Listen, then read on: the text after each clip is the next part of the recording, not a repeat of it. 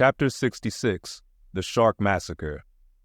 When in the southern fishery, a captured sperm whale, after long and weary toil, is brought alongside late at night, it is not, as a general thing at least, customary to proceed at once to the business of cutting him in.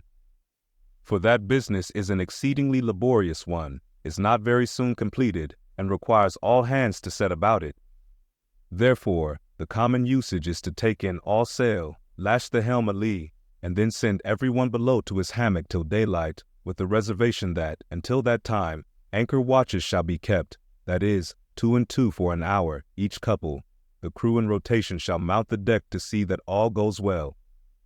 But sometimes, especially upon the line in the Pacific, this plan will not answer at all, because such incalculable hosts of sharks gather round the moored carcass, that were he left so for 6 hours, say, on a stretch, little more than the skeleton would be visible by morning.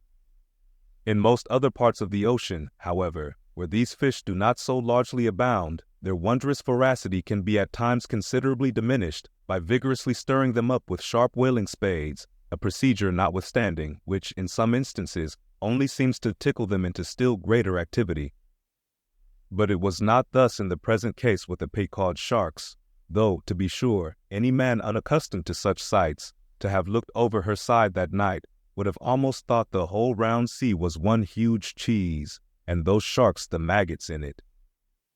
Nevertheless, upon Stubbs setting the anchor watch after his supper was concluded, and when, accordingly, Queequeg and a forecastle seaman came on deck, no small excitement was created among the sharks, for immediately suspending the cutting stages over the side, and lowering 3 lanterns, so that they cast long gleams of light over the turbid sea, these 2 mariners, darting their long whaling spades, kept up an incessant murdering of the sharks, by striking the keen steel deep into their skulls, seemingly their only vital part.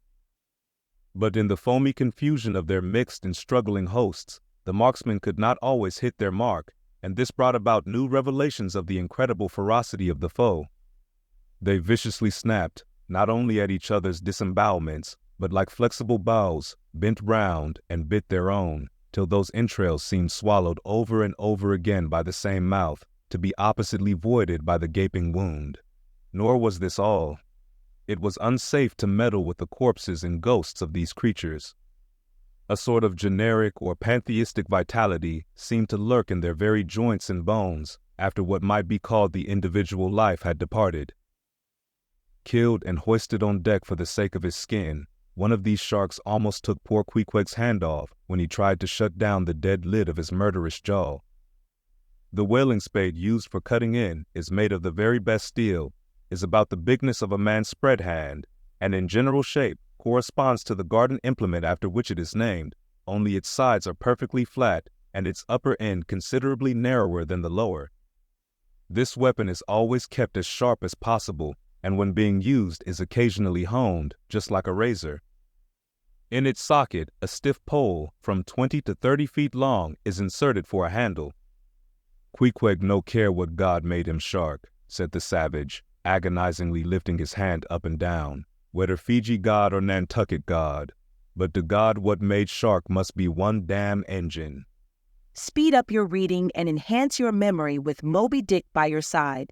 Choose the tactile joy of a physical book or the convenience of Kindle, and discover a deeper way to dive into this classic.